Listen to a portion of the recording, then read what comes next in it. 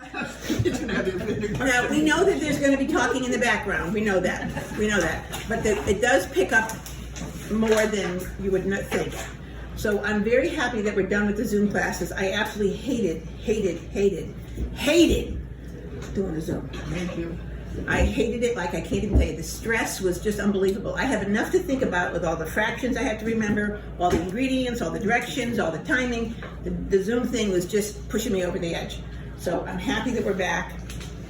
We are going to continue to film because we do have people, again, that cannot come. So, it's just a fact of life. Okay, so that's going to do the rice. We're doing a wonderful menu today. We have a rice dish, we have a wonderful chicken dish, and we have a wonderful coconut cake that I worked on during the pandemic. And it's really delicious. So we'll talk about lots of things, but we want to get started with the rice because the rice takes a while. Okay, so Persian rice with pistachios and dill. Some of you may remember this. We did it 2005. a long time ago. It's so weird. I forget that I even have this recipe because we make this once a week. My son actually is the master of it. I had to try to remember how to do it because I haven't personally made it in so long. Because I'm we're having crunchy rice. It's your job. And he does that, so it's great. But all right, so I'm going to make a single batch. So we have 3 cups of basmati rice, which is here in the strainer. A tablespoon of salt, 4 quarts of water. So I've got the water going here. And I'll put in the salt. And you do have to, I'm going to measure this, but you do have to heavily salt the water because we're going to boil the rice for a little while and then it's just going to cook with the, finish cooking with the liquid that's in the butter and capture all the steam. And it makes a difference if you don't get enough salt into the rice in the beginning. So I'm going to rinse this. Just talking about basmati, I just want you to know a couple of things. This is what basmati looks like. It always comes in a bag like this. It's not washed. Because if it was washed and I put it in this bag, it would grow. It would grow? It would sprout. Oh. Yes, it would sprout. So it's always have to be rinsed before you use it. Now sometimes they have it in a bag without any plastic, and that's even worse because then the dirt can go in as well as come out. So you have to remember, whenever you're using basmati, you have to wash it. And this is considered a nutty rice. Yeah. All right, so put that back in there. And then this will come to a boil, and we're going to boil it for 5 minutes, and I'm going to time it as soon as it comes back to a boil. Wow, I have not cooked on a gas stove, it seems like forever. This is very different. Yeah, this is going to be a little bit of a crapshoot, I got to tell you, because we have, I have my induction stove that's got numbers on it, so I know exactly what numbers to put things on to make them, and I don't know what this is, so we'll see. I just want to tell you about the baking class that I had planned last fall. What happened? I was desperate to see people and do something. I mean, I was working on the book, but even so, I was still desperate to do something. I was making potholders and hats, and I was losing my mind. I mean, literally slowly losing my mind. I can vouch for that. So I planned the baking class. Everything filled right away. I had 6 people in each class. It was perfect. Everything was lovely. 10 days before we were supposed to start, which was towards the end of October. It was a week before Halloween. My granddaughter sat me down with my children and said, "Grandma, we don't think you should do this." And I said, "Honey," I have to do it. I'm gonna go crazy. I have to do it. I said, because I have to tell you, if I have to live like this, I would rather get sick and die than have to live like this, because I can't stand not having anything to do. I just can't stand it. It's just making me crazy. So she said to me, "Grandma, did you ever think that we don't feel like that?" Good for her. Oops. We had many interventions over the course of the pandemic. So that was that. So we decided that I wouldn't do the baking class, but I really, I'm thinking maybe we can do it this year, you know? It was just, I would bake every single, every day if I do bake almost every day, but I would just teach baking if I could. The first year that I taught, that's all I did was baking, the whole year, just baking, nothing else. No, not one savory thing. But I know I can't do that forever, so Okay, this is boiling. Yep, I've got a You put the time. timer on? Okay. Yep. All right. So the other ingredients are butter and chopped pistachio nuts and dill. You can use fresh dill. Fresh dill is awesome. I've never tried it with any other kind of nut. But you can also do this without either the dill or the pistachios, or one or the other. I've done that before, although I pretty much always have pistachios in the house now because they sell them at Costco in that bag that are already shelled. It's fantastic. So what I do is just chop the whole bag when I get home and then put them back into that bag, that Ziploc bag, and just keep them in the freezer. And so we have them all the You time. put them in the Cuisinart to try? Yeah. In the Cuisinart, yeah. It's too hard. They roll. Yeah, well, that's what I wondered. Yeah. Oh yeah, I don't know how you would ever do What's the it. important? Why the nuts? Why are the nuts important in this recipe, though? I think it's light. Yeah, it's full of lysine. It's got rice. When you have the nuts, you have a perfect protein, so it makes it a very healthy dish. What blade in the Cuisinart? The regular The regular blade. top thing. Steel blade, yeah. Steel Yep. blade. Yeah. So we're doing a buttermilk chicken today, which is a spatchcock chicken, and Steph's going to show you how to do that. You want to just? You want me to do that now? No, let's wait 5 minutes. I can talk. Okay. Really? Yeah. I just want to tell you about the book. I started working on the book when the day we finished swimming, which was the end of September. We swam every single day last summer. We did aerobics in the water every single day, which kept my sanity. And then when that ended, I was like, oh my God, what am I going to do? So that's when I started the book. Because I said, now that I have all this time, and it did take a lot of time. So I called this company many years ago. One of my students passed away, and she left me her cookbook collection. And when I was going through it one day, I saw an interesting looking book. It was a loose leaf book, and the cover was padded. And it was about 25 or 30 years old.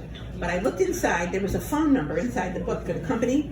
So I called and I asked them to see if they were still in business and if they still made that particular book with the padded cover. And she said, yes. She said, and they sent me this whole kit. So I asked a few questions because the first book that I did, when I wanted to do a reprint, they wanted twice as much money for the reprint as for the first printing. And all the money was going to charity at that point. I did my first 2 books, all the money went to charity. So I said, we already had established a price for the book. And so what was happening is the books were going to cost us more than we were selling them for. And I already lost money doing the book, let alone losing money selling the book. So I said, no, I can't do that. So this company charges the same amount for a second printing as for the first printing, because you have to put all the money out ahead of time before you can get any book. So if you order 1,000 books, that's an enormous, it's impossible. I couldn't do it. So I ordered 300 books, and I can get them in increments of however many I want if I have to order more. So anyway, I started pulling recipes, and I was trying to keep the categories even.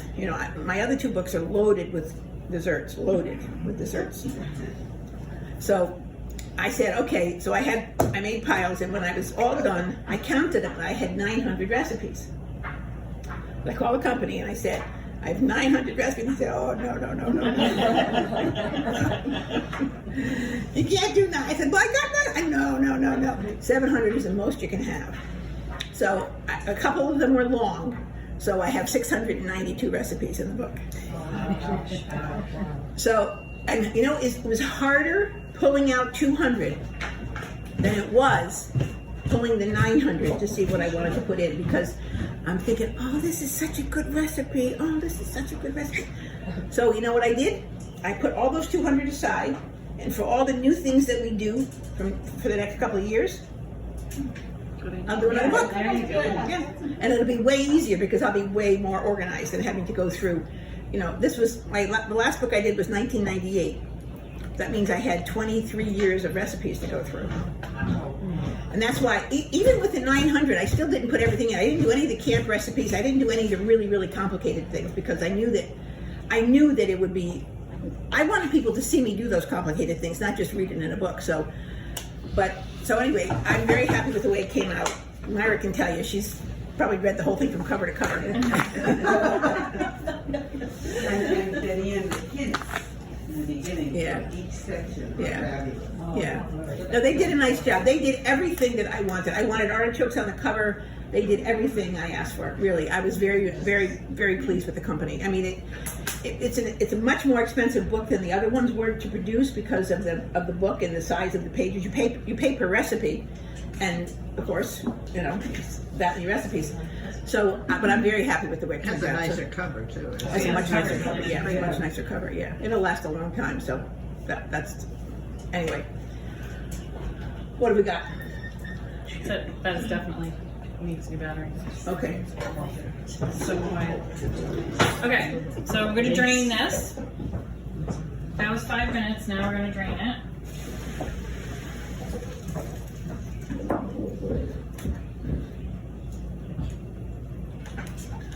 Back on the heat. Melt the butter. And then what I'm gonna do is layer the rice with the pistachios and dill in three separate layers. Then we're gonna cover it and then just let it sit.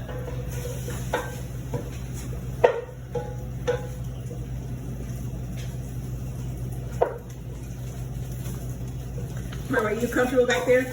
Yeah, fine. Okay. And this is also scalable. If you want to do more than 3 cups, you can make this. What you want to do is try and find a nice wide pan though, because the bottom gets crunchy, and that's the best part. It's called a tade. And so you don't want to like put it in a really tall pot because you want the bottom crunchy Is that part. better burning? No, it's just a like, It's just bubbly. yeah. Mine just goes straight to burning. I'm not kidding. I've got it on pretty high, but Okay. She's not gonna keep it that high when she No. puts it in there. that's the tricky part is finding the appropriate temperature to keep this on so that it actually browns but doesn't burn. Or it browns and it's not too light, because if it's too light, then it's just kind of like you don't have any color and it's a little blah. So The bottom part, the crunchy part on the bottom is what is the best part. okay, so the butter's all melted. Start layering.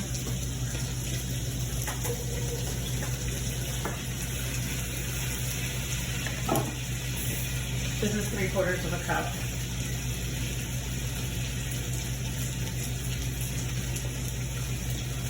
It's really nice with fresh dough, but they didn't have any. It's so weird.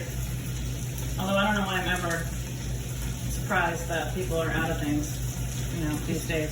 Wait, well, I haven't been able to get veal for 3 months. Really? No cocktail cavallo and bishops for days. They haven't had it? Oh, they've been out of it. Yeah, they've been out of it. Yeah. It's fresh market, maybe have it. They have a huge fish market there. Pardon? I don't know, I can look at it.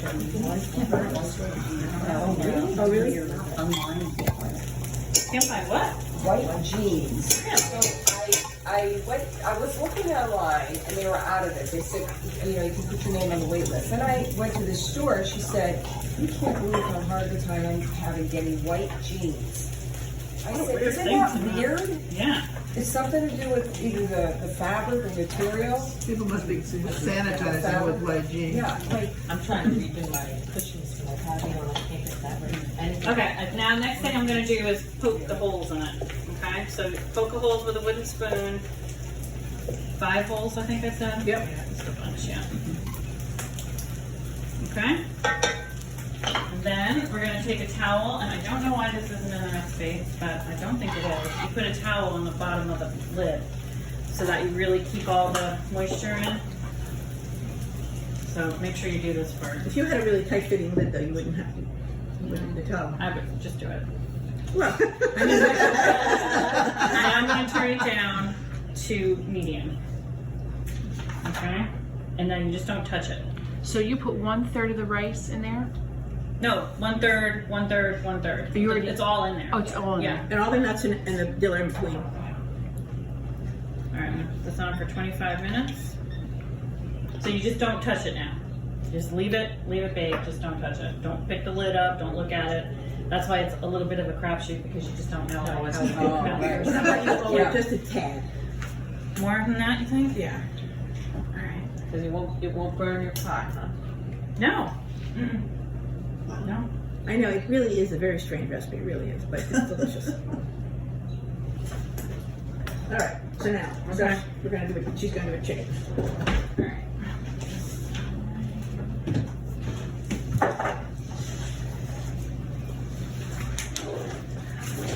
another recipe that I make constantly. We've done this one before, haven't we? Yeah. This one we've done, yeah, not for a while, but we've done it before.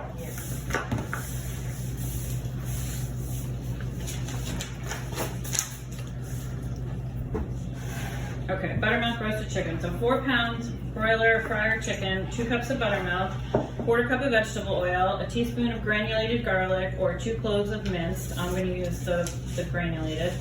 A tablespoon of coarse black pepper, a tablespoon of kosher salt, 2 teaspoons of dried rosemary or 2 tablespoons fresh. We're going to use fresh, and a tablespoon of honey.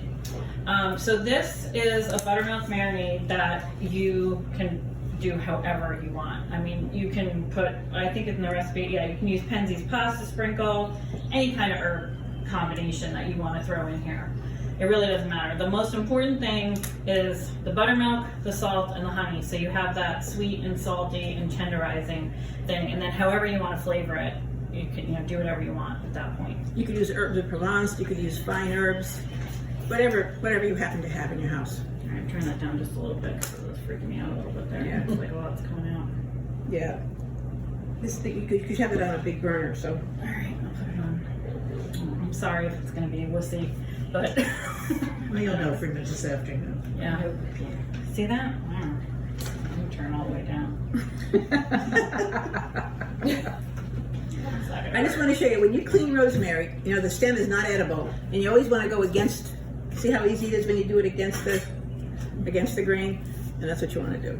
So I'm just going to chop this up. And remember, same thing with thyme. Thyme, the stem is not edible. All right, so we're going to spatchcock this chicken. In the recipe, it says to do it with a scissors, which you can certainly do, but I'm going to do it with a knife. So why don't I do one with the scissors, you do one with the knife? How does that sound? Fantastic. Great idea. And you need this kind of a scissors. This is a poultry shears. And this comes apart. You know why it comes apart? So it's that. So you can clean it. Because you're doing chicken, you don't want to have a scissors that you can get bacteria in there. Where do you store your chicken? I mean your scissors. You don't put it in the freezer. You don't put it in the refrigerator. You store it in the drawer. That's a wonderful place, wonderful breeding ground for bacteria if you have bacteria in the scissors. So that's why you want to get a scissors like this.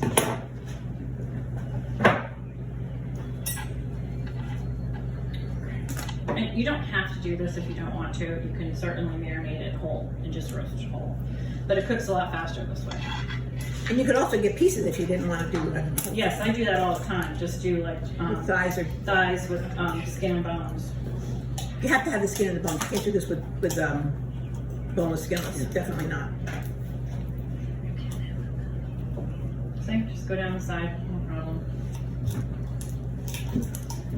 Just wiggle the knife But of course you have to have to some resistance. a boning knife to do that.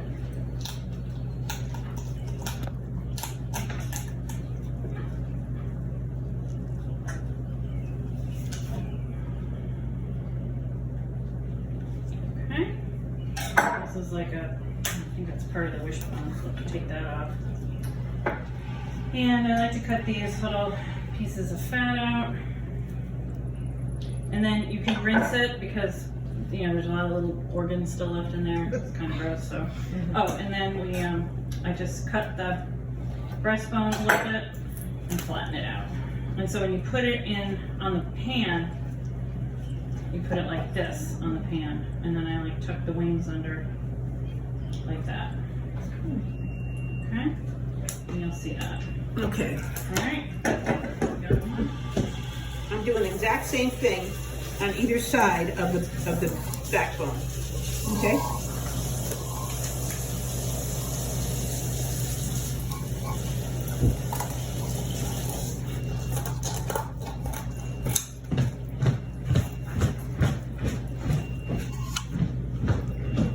So it's one is not harder or easier than the other. It's just what piece of equipment do you have? You have to have the scissors to do this. Poultry shears. And what I'm cutting through, you can hear the little rib bones. Okay. That's it. Once again, we're going to cut through cut through the breastbone so it flattens out. And then when you lay it down, the same thing we took under the wings. Okay? Doesn't look any different. Slippery little sucker. Doesn't want his wings to go under. Yeah. Okay, so I'm going to rinse this because there is some little bits of stuff inside.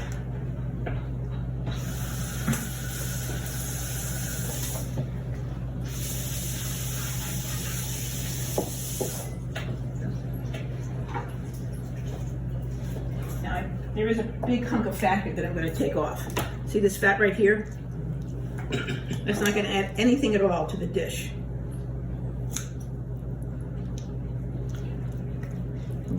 And that's it. I'm going to dry that off a little bit.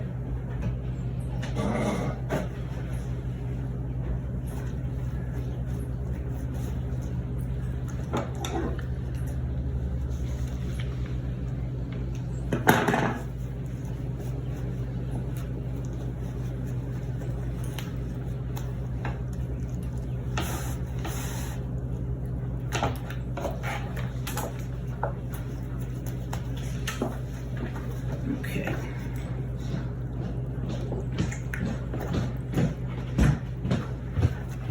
All right, chicken is ready for you, huh? Okay. Alright, so the marinade is super easy.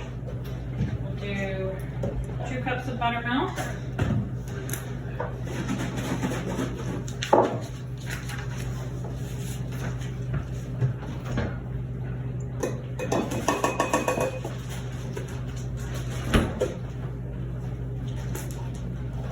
Always shake it, it definitely settles. It's so funny because, you know, I cooked a lot for this pandemic. Always for like 7 or 8 people, like every time. It's just a lot of it. So everything I made was just giant batches. We like leftovers. My son eats leftovers, and the kids take, Julia and the boyfriend would take food home with them. So it was always like huge batch cooking. So making like 2 cups of marinade is usually like a gallon. Funny. All right, so let's see. Put in some salt. How much salt? I also, you know, you get to a point where you just don't have to measure anything. You just throw it in there and it's fine. I told her to measure.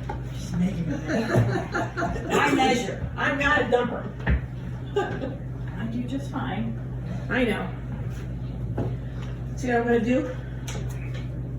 What's that? Oh, we're gonna label the Label all the that's bags, yeah. good. Okay. So we don't totally lose our minds when we have to keep track of. We're going to have 10 bags of chicken. And you can let this marinate for like a week. And sometimes if I, you know, because we shop at Restaurant Depot, we're gonna throw some of these with the marinade in the freezer and just have them all done. And so then they'll, even if you put the chicken in the bag, put the marinade in the bag, and then throw it in the freezer, by the time when you take it out and it thaws, then it will marinate then too. So it's, you know, money in the bank kind of thing. Because if you're going to make if you're going to buy a quart of buttermilk, might as well make 2 batches and do 2 chickens. And 1 chicken fits perfectly into a gallon Ziploc bag. The only thing we will suggest is, depending on how you prepared the chicken, sometimes those little bones on the edge of the breast will cut the bag. So when you thaw it, it's a good idea to put it in a bowl in the fridge, just in case the bones pierce the bag. Because we're saying this because it has happened. It creates a real mess. It makes a mess, yeah. It makes a mess. But it's so nice to have this in the freezer and just take it out and let it thaw, and when you have it, a meal. You want me to do the rosemary? It's all done. Oh. And I'm just gonna show you. We're just gonna chop it. Now, chopping rosemary in the Cuisinart doesn't work. So you have to do this by hand. It'll just slide around in the Cuisinart. Now, the rosemary is not clean, so I rinse this. But the finer you chop it, the more flavor you're going to get out of it. So I already chopped some, so I'll just add this to the pile.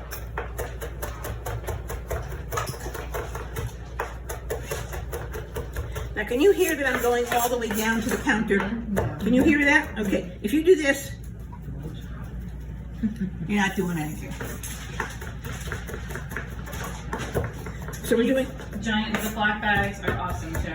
I get these on Amazon. They come in a 3-pack. They're like 2.5 gallon or something. They're great. When I marinate my tenderloin, that's what I do with it. You can get 2 chickens in that one bag. Yeah. You can actually get Get 3, 3. but definitely put it in like a big tub if you do that, because that's really pushing it, and you don't want it. You can't even imagine the mess of it with the bleach. Okay, so there's my rosemary all chopped. Now, can you smell it? Yes. See, it's amazing what changes when you chop it in terms of the amount of flavor you get out of it. So chopping is important. You have to mix this marinade pretty well because the honey tends to, kind of clump. So you don't want that flavor.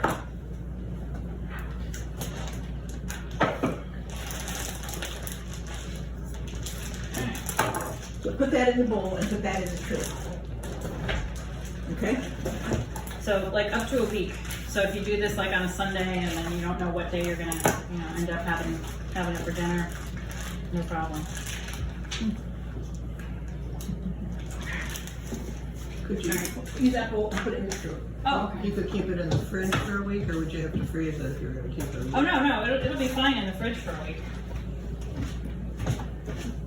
Yeah, no, nothing lives in the bottom. Yes. That's true. It's a hostile environment. And it lives forever. If you were a bug, this is not where you would choose to live. It's a very, very hostile environment. All right, you're gonna have to let me bleach the counter and everything before you start with yours. Yeah, okay. I'll be back. You need 2 men and a boy to carry it. Yeah. I have to fight and shake there.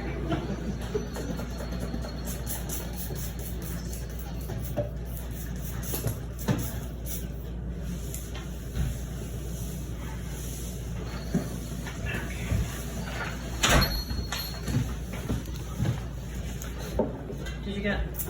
Yeah, I see it, I see it. Don't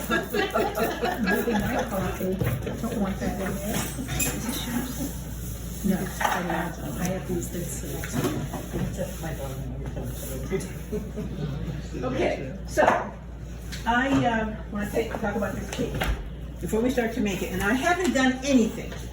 Well, I take it back. I did chop the coconut, but other than that, I have done nothing. So you can see how long it takes to make this cake in real time. Everybody says, you make it look so easy, you make it look so easy. Well,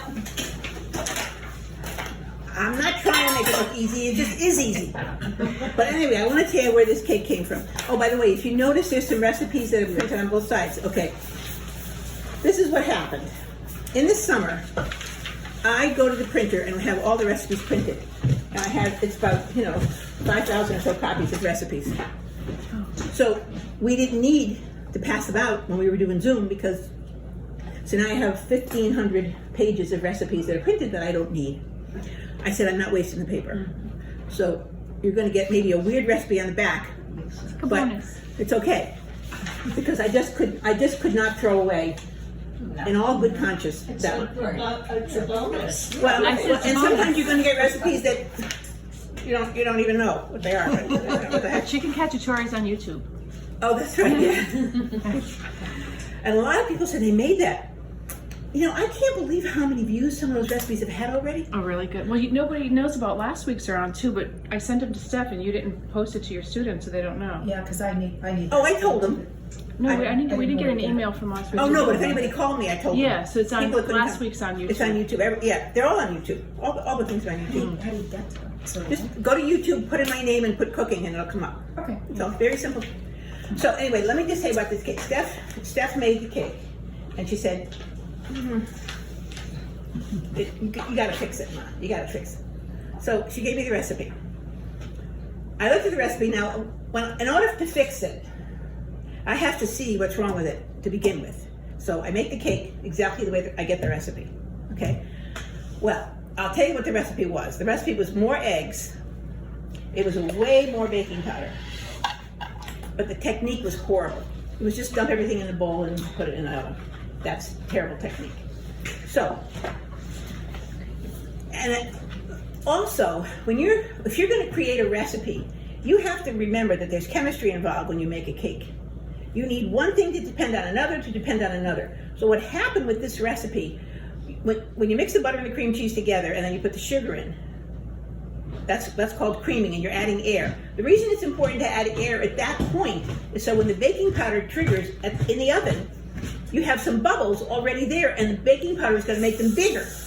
And a cake like this, with all this weight from the coconut and all the sugar, the baking powder is going, hey, you're killing me here, you're killing me, because I can't make there's no bubbles to make bigger. So the technique was horrible, and because of that, you had an aftertaste of the baking powder. Now, another thing, when you're making a cake and you're using a cream-style method, this is a cream-style method. You're creaming the butter and the sugar together and adding the eggs so that you get the air to go in. If you add too many, there were 6 eggs originally in this recipe. If you add 6 eggs, what happens is you start to dissolve the sugar with all the water that's in the eggs. Egg whites are 92% water. So when the egg whites start to dissolve the sugar, what happens to your air? You lose it. So the trick was to add 4 eggs, make the buttermilk and the extracts together, and then when you add the flour and you add the milk alternately, you don't lose the air. So when you look at a recipe, first of all, I didn't like the taste because it was the taste was too eggy. It tasted eggy. I don't know what else to say. It was just too many eggs. 6 eggs. It was very chewy. I said, well, that's an easy fix. I just ground up the coconut. I just chopped the coconut and the Cuisinart, and it made a huge difference. So anyway, long story short, I made this cake probably 6 or 7 times before I was happy with it, because you can only change one thing at a time. Remember, if you change 2 things, you don't know what's causing the change. So by the time I made the 6th or so cake, not even the birds wanted to eat it anymore. So I brought it to the shop. To Richard, and I gave it to him.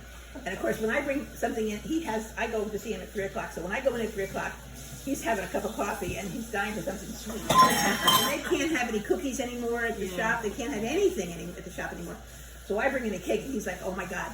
So I think he cut it with I don't know what he cut it with, something they put the stuff on your face. I don't know. A lozenge. I think he cut it with a lozenge. You know those lozenges, those sticks that they stir the dye with? Yeah. I think that's how he cut it. Anyway. So he was rolling his eyes. He says, oh my God, this is delicious. He said, where'd you get this recipe? I said, well, Steph gave it to me, and she said I had to fix it. He goes, fix it? This is perfect. I said, no. This is not the recipe that Steph gave me. This is the fixed one. So now he asks me every week what I'm making in class. So last week, when I said to him, you're making a coconut cake, he said, are you going to bring me one? I said, yeah, I'm going to bring you one. So the technique is a strict, straight creaming style. You take the 8 ounces of butter, 8 ounces of cream cheese. Oh, by the way, one time, I didn't have any cream cheese. I used mascarpone. Bad idea. Mascarpone is too wet, and guess what happened? Sinks. The sugar dissolved, and it wasn't horrible, but it wasn't as good as it should be. So don't think mascarpone is a good substitute. It's not in this recipe. 2 1/4. Oh, and another thing is that, did I mention it was too sweet? Yeah, it's way too sweet. And it had a glaze. So that went out the window. And the amount of sugar shouldn't be as much as the flour in terms of proportions, unless you have something really, really bitter in the recipe, like cocoa or unsweetened chocolate. But none of that, and plus you're adding the sweetness of the coconut. So the cake was so sweet it made my teeth hurt. And again, right away I knew that was going to be a problem, so right away I cut back. The first thing I did was cut back on the sugar. That was the first thing I did. So we have 2 1/2 cups of sugar, 4 extra large eggs, 1 cup, 1/2 cup of buttermilk, 1 teaspoon, 2 teaspoons if not using coconut extract. Oh, it should say 2 teaspoons of vanilla. 1 teaspoon of coconut extract, 1 teaspoon of salt, 1 teaspoon of baking powder, and 3 cups of gold medal flour, 6 ounces, that's 2 cups, and you measure it before you chop it, of sweetened shredded coconut, and I finally ground it. I just want to show you what I did. So you use vanilla only if you don't use coconut extract. Right, and use 2 teaspoons if you don't have any coconut extract. And this is, you can see, it's very finely ground. Okay? And I just put it in the Cuisinart for, a couple minutes. Okay.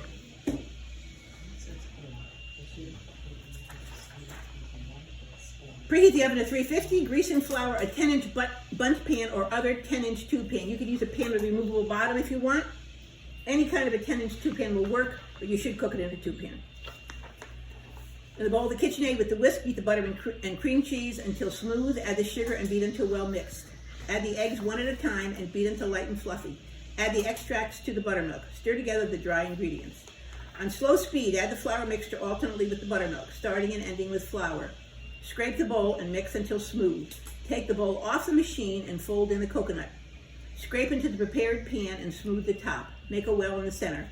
Bake on lowest rack in the oven until cake tests clean, about 50 to 60 minutes. Test through a crack. If using convection, check at 40 minutes. Now what's going to happen on convection is the top might get very, very dark very fast.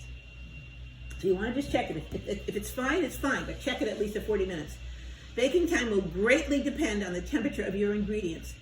Let cool in pan for 10 minutes, invert onto a rack, will cool completely, keeps well, serve 16. This is outstanding toasted. Outstanding. It gets all crunchy on the outside and soft on the inside. Oh my God. NB, if the top of the cake darkens very quickly, cover the pan with foil and crimp around the edges. Now, that's what you should do at 40 minutes when you check it. If you see that the top is getting very dark. Now, all bundt pans have this edge thing over the, you're never going to see one that's totally straight-sided and sharp. So that's what I mean by crimp over the edges. Put the foil and just grab it around the edges and it'll stay. If it doesn't stay, you can always put a clip or something. This is a Nordic ware bundt pan. This is the company that invented the bundt pan. Now this pan costs $43. I saw it at Costco this weekend on sale for $20. Wow. That is so if you don't have one, that is a very, very, very good deal. Okay. Diane, would you mind explaining, after you put your batter in, how you make a well in the center? Yeah, I'm gonna show you. Oh, okay. Well, the center is going to be not this. The center is going to be the center of the distance between the edge and the middle. Yes. And I'm just going to make a well like this Okay. because I want to avoid doming. Mm-hmm. You know what doming is. Yeah. And because even though this pan, oh, by the way, if you're going to get a bundt pan, you want to make sure you get one with a hole here. Sometimes they're solid. And it's a big difference in the price because when they do one without the hole, they just take it and press it into the metal and that's it. But this I have to cut and then they have to polish it so it doesn't cut your fingers to bits. So it's much more expensive to buy a pan with a hole. You know why the hole is important? The airflow. You want to get the airflow. Because if you don't have the airflow, this part of the cake, the heat builds up, it's going to burn. Okay? So just little things like that. This is nice because it has the handles. Okay, so when you turn this out, you always invert it onto a rack. It's nice having the handles.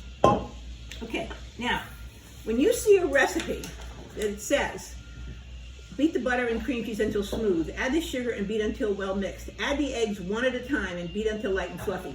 And that's going to be the longest part of this recipe. So that's going to take a while to do that. So instead of greasing my pan first, I'm going to start the cake and then I can grease the pan while I'm adding the eggs, because that'll make me add the eggs slowly. You don't want to dump the eggs in all at once. Our goal here, and always when you're making a cream-style cake, is to not let the air out.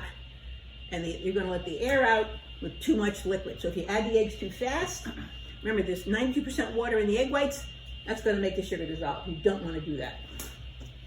So, I have done nothing. Nothing. Okay? Should we turn the timer on? I have it here. It's 7. I'll tell you how long it takes. Okay. Now, of course, the ovens are on because the ovens are always on. So we don't have to worry about that. But you should be able to get the cake in the oven before, and the oven should be ready. It should take about 10 minutes to make this cake, and that's how long it should take you to preheat your oven.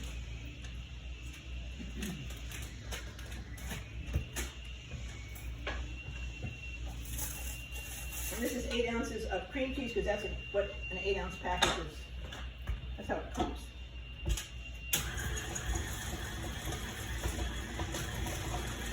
Betty Ann, how long do you usually allow for something to come to room temperature if it's coming out of the fridge? It depends on how cold your kitchen is. If your kitchen is cold, usually a couple hours. Now, I took all that butter out last night Okay. because this kitchen is pretty cold. It was only 66 in here last night. I wanted to keep it cold because I kept all the windows open. 8 ounces of butter is 2 sticks? 8 ounces of butter is 2 sticks.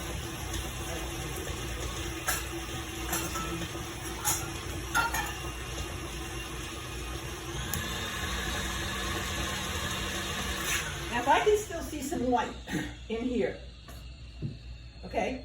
Is it well mixed? No. No.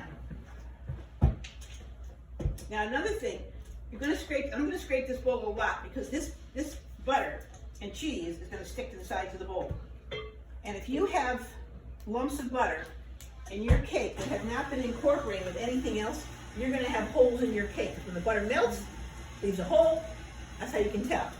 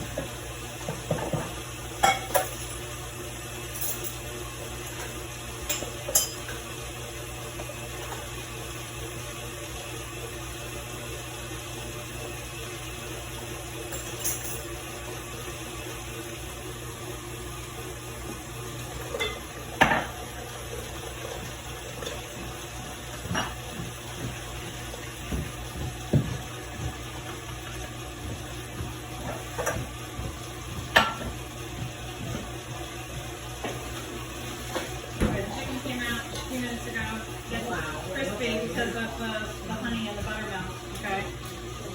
But I'm just going to keep it tented until we're in the service. It's really hard to overcook this chicken once you've marinated it, as long as you do,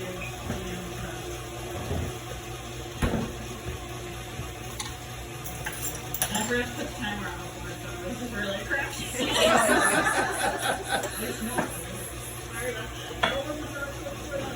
25 minutes.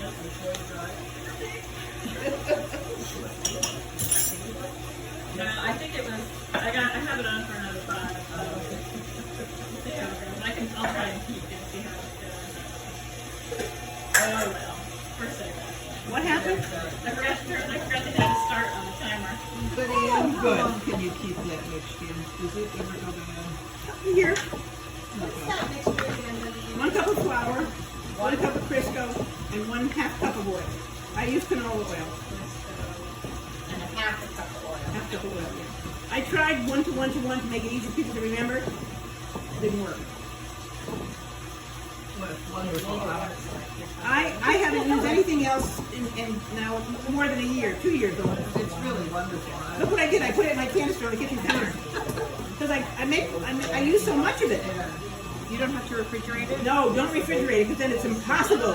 It stays out of the refrigerator for a year? Yeah. Yeah, why wouldn't it? There's nothing in it. Well, I made half the recipe and it lasted all spring. Never really does a nice job. You taste it yourself, I think. Especially in a pan like this. Yeah, because you can get it on. Oh, you get all the grooves and all the nooks and crannies and everything. I just got worried that maybe it would get rancid, that's why.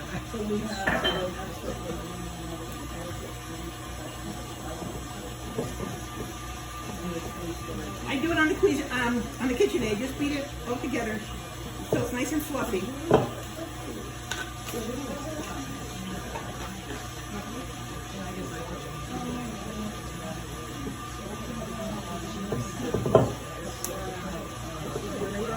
Yeah.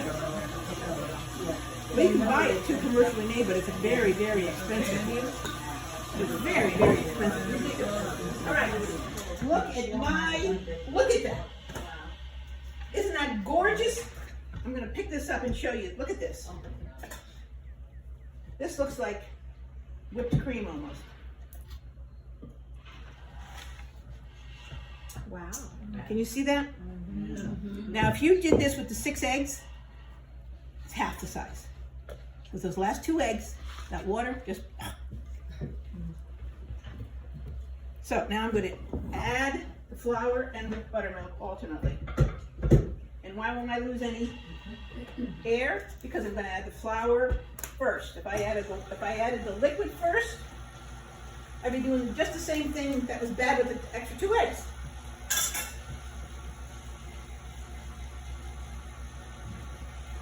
It really helps to be able to figure these things out when you know what's happening. And this is the extract. I put it into the milk.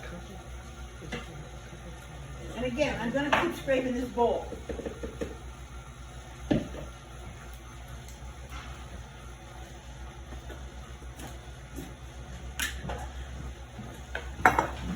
This is 3-cup measure, so I'm going to put 2 cups in here.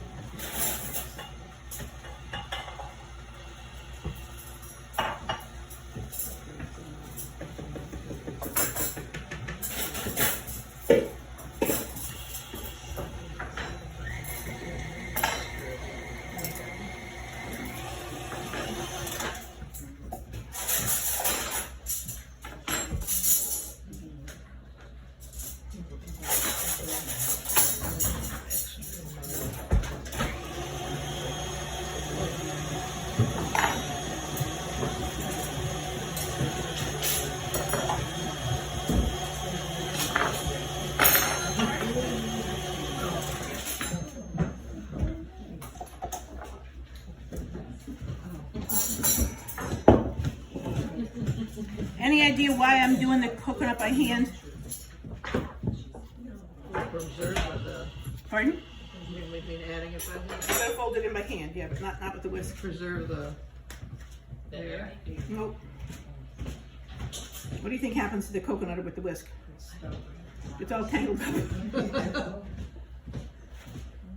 The first time I did it with the whisk, oh my God, 90% of the coconut was stuck to the whisk. I had to pick it all out. That was just stupid. But like I said, when I get a recipe, I make it exactly the way it says first, and then I fix it.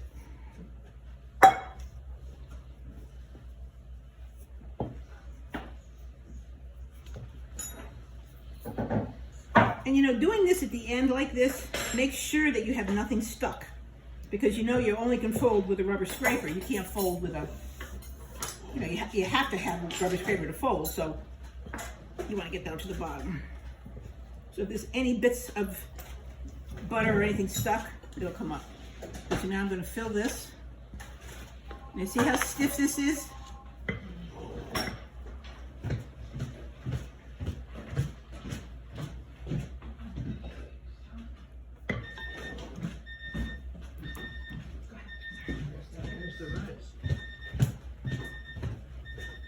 We don't know if that's the rice.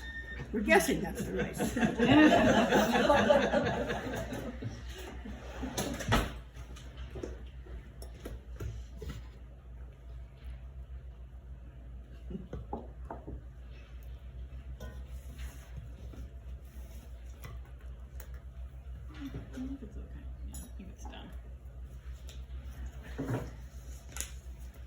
So should it be crunchy or what? What did you? You want it crunchy on the bottom. Just on the bottom. Yeah. You know what? I'm gonna bring this around so you can see what it looks like.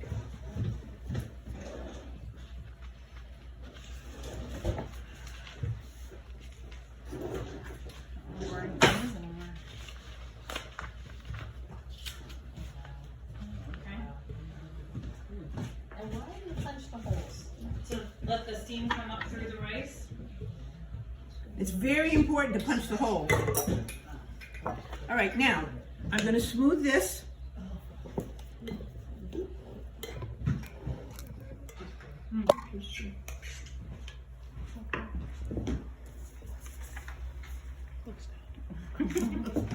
Smells good. We'll do that too.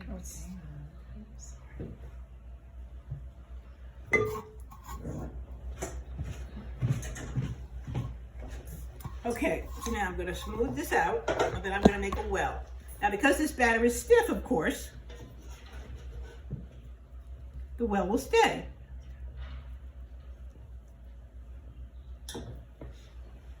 And we're gonna put that in the oven. So I wanna show you what the well looks like. See what the well looks like? No, pretty deep. Oh, deep. Deep, yeah. Well, if you don't make it deep, it's, see? Okay, so it's gonna go in the oven. Now we're gonna check it in 40 minutes. If it's getting dark, bring the other one out, okay? Yep. If it's getting dark, remember, you're gonna cover it with a piece of foil. Now, if you wait for 50 minutes, and it's already really, really dark, there's nothing you can do. So check it at 40. Make sure everything's okay. It's gonna take, now, everything was in the fridge. The eggs were in the fridge, milk was in the fridge. Everything was cold. What's that gonna do to the temperature of my batter? Lower it. So of course now we're gonna look at the maximum baking time. So this morning when I made this, it took about 58 minutes to cook this. It took you 12 minutes to prepare it. 12, yeah, I figured 10 to 12 minutes, yeah. Okay, I wanna show you, now you see where I made the well? You see how I don't have any doming? Now, when you test this cake, you wanna test it through the crack. Because when you put and please don't use toothpicks to test cakes. Oh God, that makes me nuts when people do that. But you, I don't know if the cake tester's out here. I can tell you. Go grab it. There's two in the other kitchen, huh? I thought I had one out here too. Okay, but never mind. This is a cake tester. Okay, this is what you'd be using. These things cost about $1. Now when you test it and you go through the crack, you see, if it's not done, it's going to show you. If you go through the crust, when you pull it out, the crust is going to clean off the cake tester. The cake could be raw. Okay? It's little things like this. All right.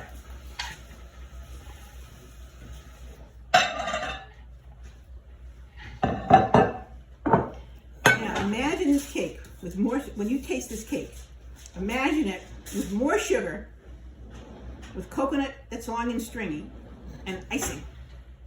Okay, just imagine that. But we knew that I knew there was hope. I knew there was hope. Let me just grab the sugar in here for a second. Is coconut extract, they make a real extract, so it's Yeah, not it's pure. artificial. Yes, I don't use anything artificial. You know that. I know that, but I just. I got it at Baldwin's. Well, yeah. They're wonderful. Yeah, they have I great. didn't make it artificial because that's all I have. Nothing with the road. It's definitely better with the real stuff.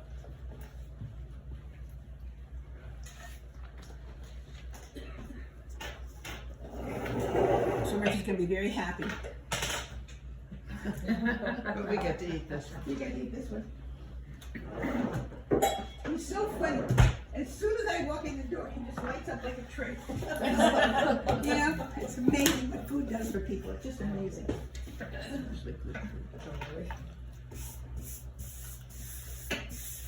You want to cut this up some, Sure. a little bit more and I'll do the rice.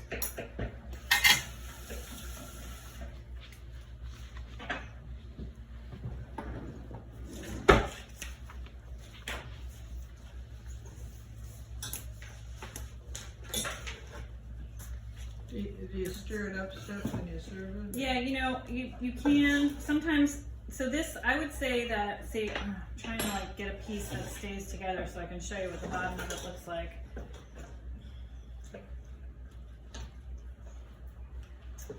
This is really hot. How long has this been resting? It's been out for a while. I probably could have maybe did like slightly more heat, but this is pretty good. Don't get me wrong. But, Oh, I got a joke. Wait, hold on. All right, can you see that? Oh, yeah, yeah. Okay. Okay, so that's pretty good actually. That's what you want to get, that color. Okay, so yeah. What did you keep it out on the gas? Was it on? It was all the way on low. Oh, it was low. But this is a good sized burner. Yeah, it's a pretty big burner. We can't use these little dishes. Do you have a gas stove? Yes. Yeah, so you're just gonna have to figure it out. Yeah. Yeah. But you could saw in the beginning when I turned it down that the steam was really coming out. Oh, that was a little much, so. Right. So we'll go by that. Oh, you know what? Would anybody like cranberry with their chicken? Alright. Yeah, that's good. Alright, have cranberry. Yeah, I'm just gonna mix this all up. The crunchy bits are and everything. When you start plating it, not going to get cranberries. 25. That's what mine was like. I'll bring home some. No, I'll take one by one. It's not bad. I know.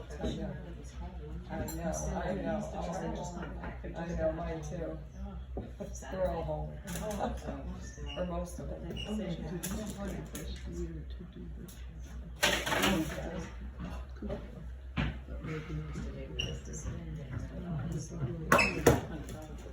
Yeah, I'll say cranberry.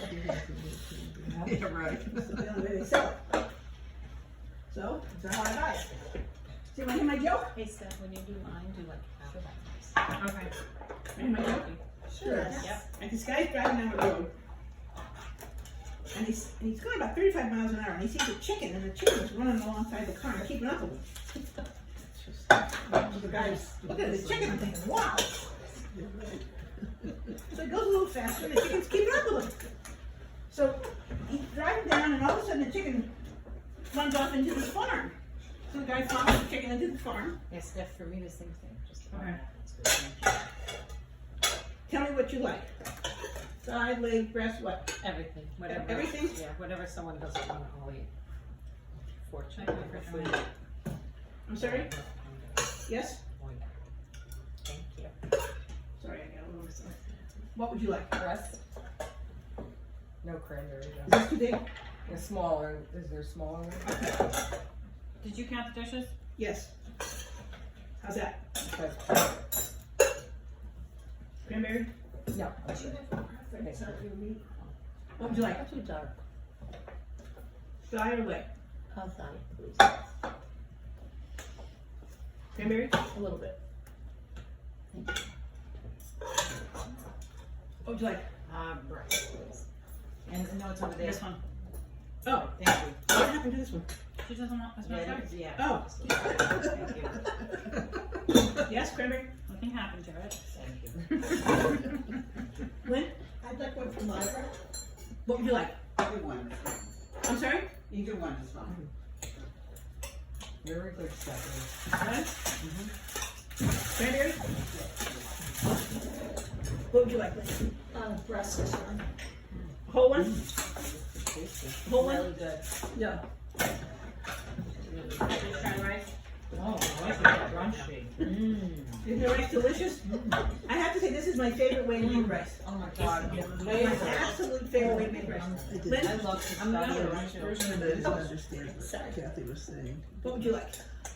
I'll have a thigh, please.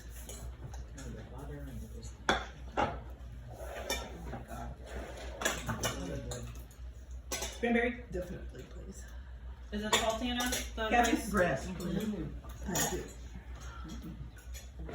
Would you like a whole one? No. Cranberry. Wait, that's a sort of wussy. This is really good. The rice is, I tell you, this is my favorite way to make rice. Excellent. Anyway, Really good.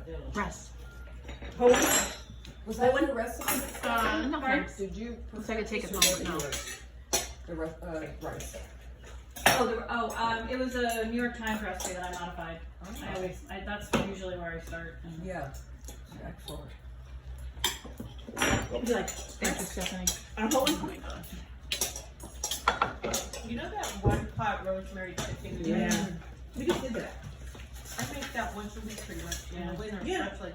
It's my family's favorite. I know, my family loves Mine that too. too. Is that in the cookbook? Yes, it is in the cook, yes. Okay, so now this, so this guy, like I said, the guy's going down the road, the chicken goes into the farm, so the guy, goes right after him, and he sees the farmer. So he gets out of the car, and he says to the farmer, he says, you know, I'm running down the road, I'm driving down the road, and this chicken is keeping up with me. And he goes, the farmer goes, yeah. And the guy goes, well, what's going on? He says, well, we're raising 3-legged chickens.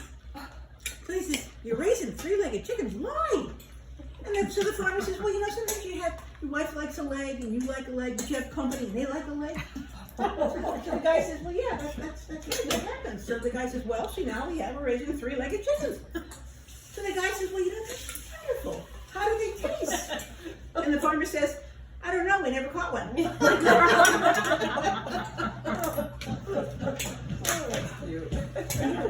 was hard to get him funny and clean. I want you to know that. Hi, everybody. See you next week. Thank you.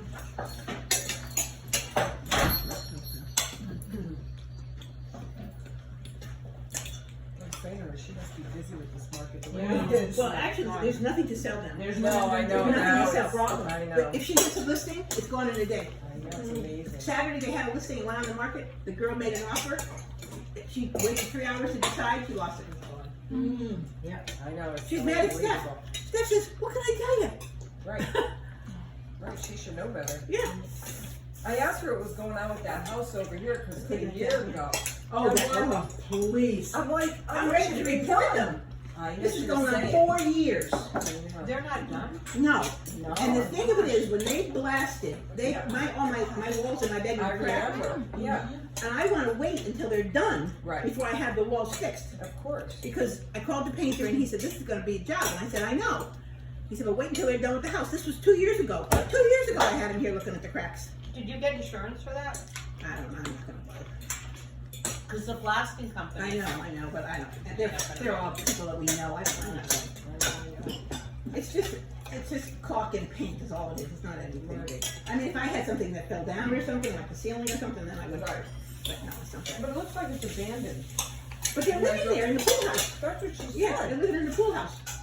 They have, wait till you hear this. They have moved 7 times building this house. Oh, wow. They sold their house and they rented a house until this house was going to be done, you know, because they needed the money to start the house, so they sold their house.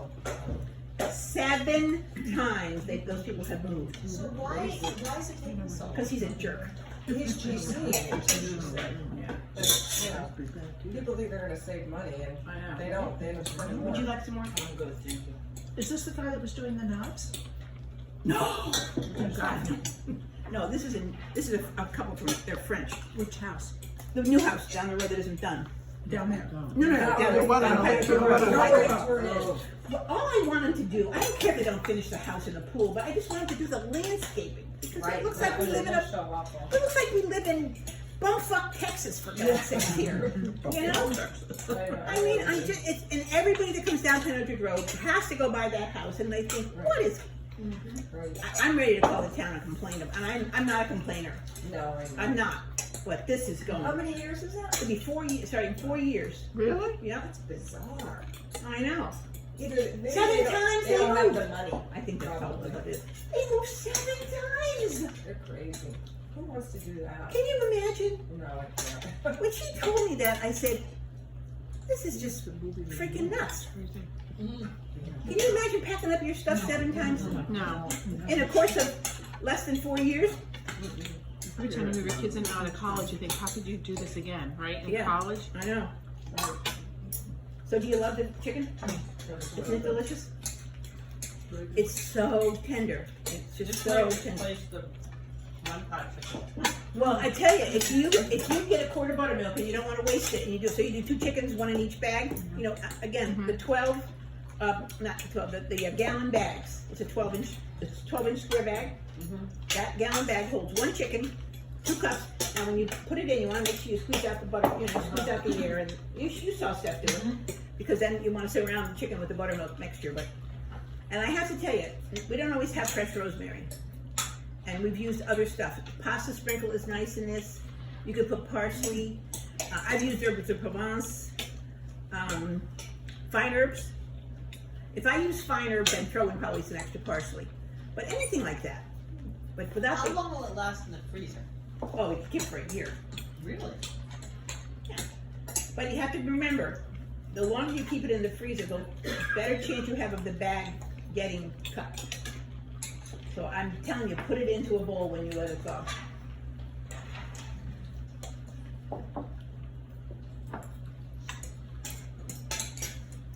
There's more chicken if anybody wants more.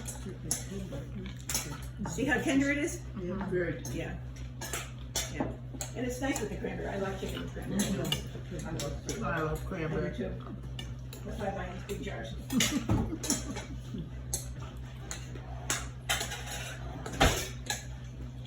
And I would also make a suggestion. Don't try to do this with a different kind of rice. The basmati rice really is the only thing that works for this. It has this flavor. So don't. And basmati rice, if you don't use it right away, you can always put it in the freezer and keep it in the freezer. You don't have to buy a big bag like that. They sell them small bags. So that's 25 pence. But You'll go through it. We'll go through it. Yeah, we always buy 25 pound bags. But even I'm looking at the pistachios, it just seems like That's a lot. Yeah, I know. Well, you see what Steph does is she cuts. It's a 2-pound bag. She chops the whole bag and puts it back into the bag, puts it in the freezer. I store all my nuts in the freezer. Everything. I do too. Yeah, I store it. That's what I keep. I know, it's like a lot of room. We'll use it. They'll use it. Okay, good. You know, we're feeding a lot of people. Betty Ann, in your book you said you put brown rice also in the freezer. Why brown rice? Because brown rice will sprout and get rancid. Brown rice has the endosperm in it. Okay. That means it has fat in it. I don't put regular rice, Right, just brown. but just brown rice. And this, because if you're not going to use it a lot, this might be something odd. I mean, usually regular rice, I never put it in the freezer, but something like this, if I wasn't going to make it a lot. The thing about this rice, though, if you like this dish, you will make it very often because it really is not hard to make. And you could, of course, make a smaller amount. You know that. But we like This would be my husband's favorite meal. He loves pistachios. Yeah. He loves any kind of rice. Yeah. He loves that chicken. I can't even have it. Coconut. Oh, we like to. Well, everybody's gonna get a piece of cake to take home because it's. I'm gonna cut it. Do you want me to pack up a little thing for him to take home this whole thing? He's good to me. You'll get something else from him, I don't know what.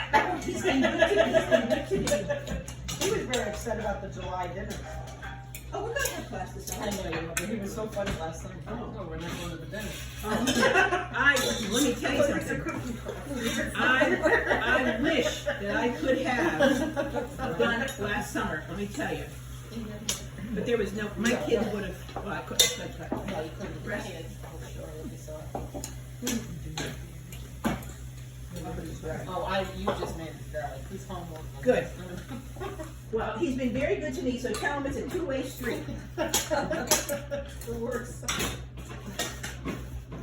He probably didn't get some butter under the deal, so. You know, that stump is rotting, so we're gonna be able to get rid of it. So big. I mean, when he showed up, he had to get his train.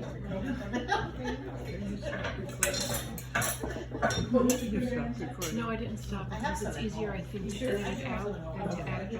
I don't know. Put Is them it open? together. I don't know. It helps.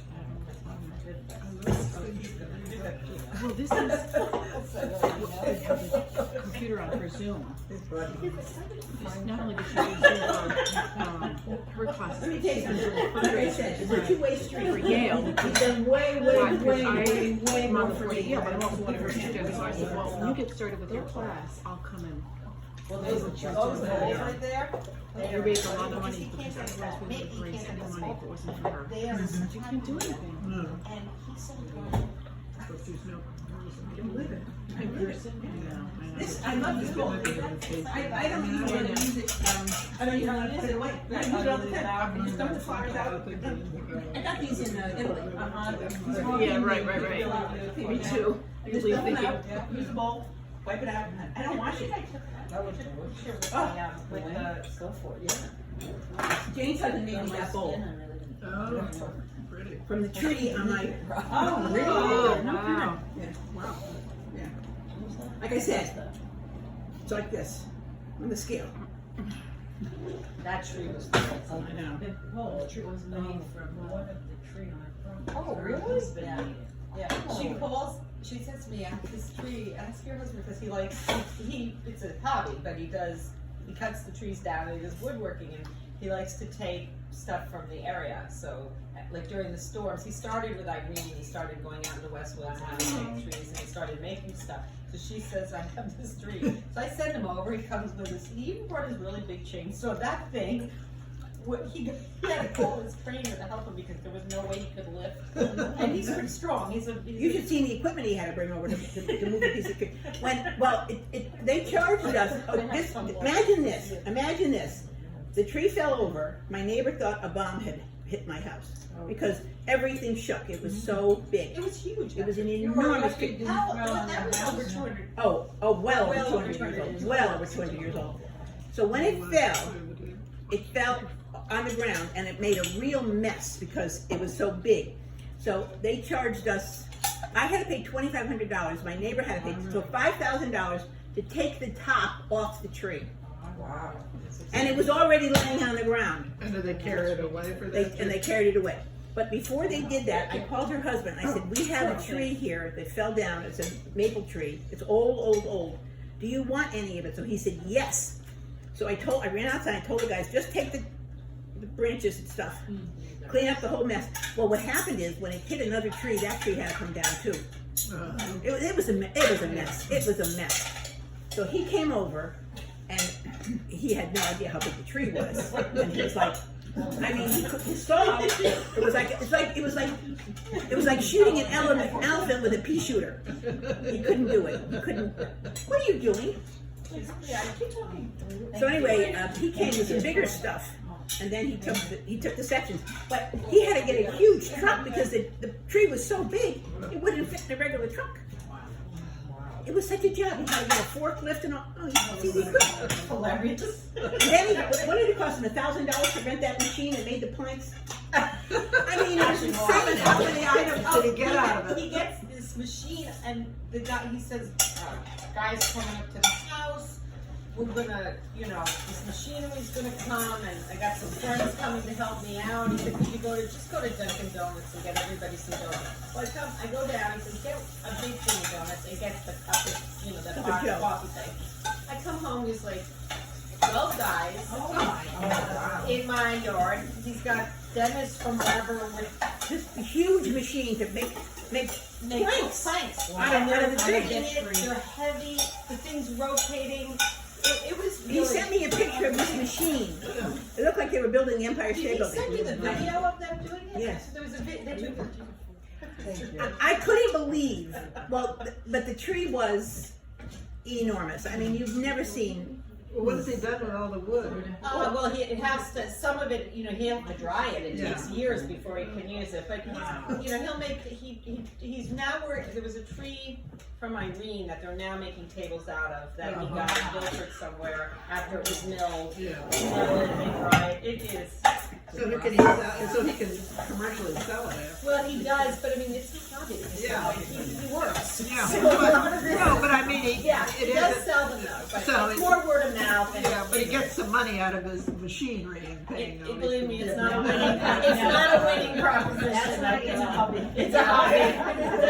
It's actually Bob. You know, his mother's a master gardener. He's really creative and really talented, and he does a lot of our we can landscaping give him stuff. things for it to But when he started all this woodworking, now all of a sudden I could pay a landscaper because he's woodworking, and I'm like, you know, Steve, one's costing us a lot. The other one's just paying us a lot. Can't you get passionate about the garden?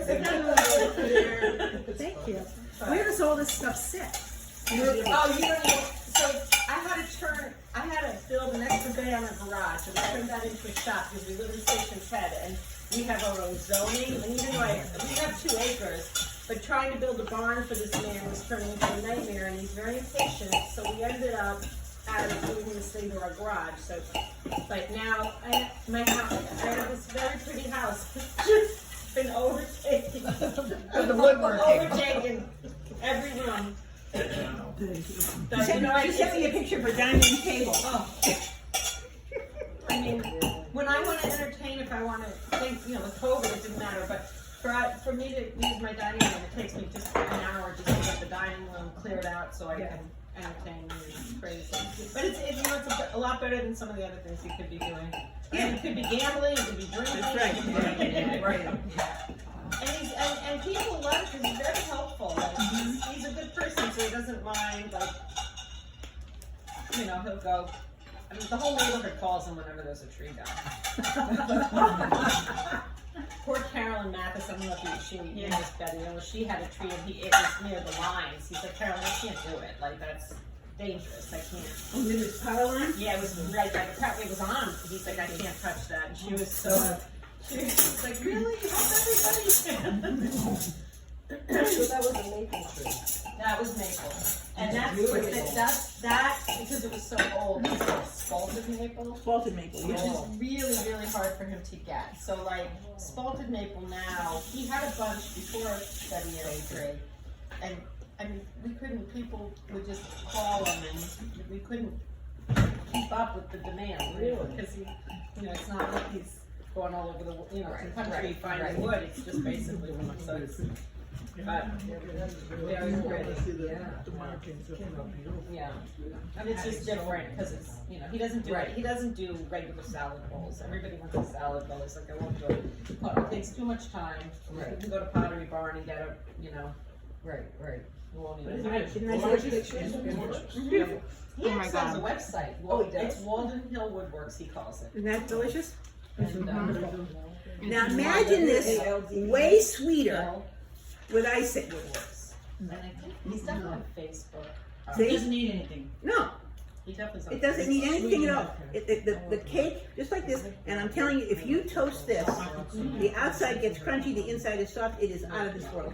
So it's, I mean, I know it's a big cake. It'll keep for a couple of weeks, Very good. but toasted, it's Yeah, out of this I've world. heard of it. It's weird.